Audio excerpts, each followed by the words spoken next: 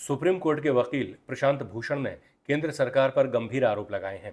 उनका कहना है कि जिन लोगों ने सरकारी दबाव में करोड़ों रुपए के इलेक्टोरल बॉन्ड के रूप में सत्तारूढ़ दल को रिश्वत दी, वे सभी जांच के चंगुल से छूट गए। ये लोग सरकार से बड़े बड़े कॉन्ट्रैक्ट हासिल करने में सफल रहे। इसमें सरकारी एजेंसियों के अधिकारियों की भी जांच होनी चाहिए, क्योंकि सुप्रीम कोर्ट के आदेश के बाद एसबीआई ने जो इलेक्टोरल बॉन्ड से संबंधित दस्तावेज पेश किए हैं, उसमें मनी ट्रेल साफ तौर पर नजर आ रही है। इस देश में सब लोगों को पता लगना चाहिए कि इलेक्टोरल बॉन्ड घोटाले में क्या हुआ। देखिए, पहले जब ये लोग लाए तो ये कह के लाए कि इससे पारदर्शिता बढ़ेगी, ब्लैक मनी ख़त्म होगा।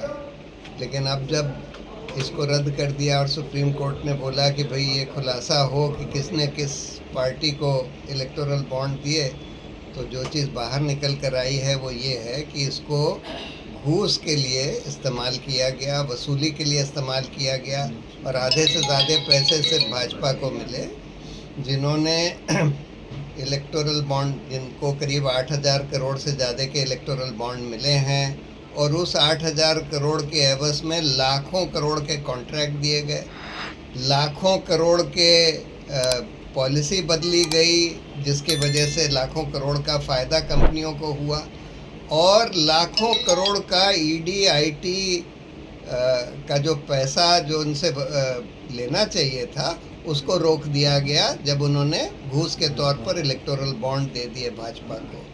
तो इसीलिए प्रभाकर जी, जो निर्मला सीतारमण जी के पति हैं, वो कहते हैं कि ये देश का ही नहीं, विश्व का सबसे बड़ा घोटाला।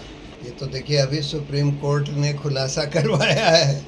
अभी भी मोदी जी यही कह रहे हैं कि भाई हम तो पारदर्शिता के लिए लाए थे। तब कमाल है कि आपने उसको सीक्रेट ये कह के लाए आप कि भाई लोगों को पता ना लगे। आप ये कह कर लाए कि भाई ये सीक्रेट रहेगा, लेकिन स्टेट बैंक ऑफ इंडिया को सब कुछ पता था, यानी कि सरकार को, सब केंद्र सरकार को सब कुछ पता था।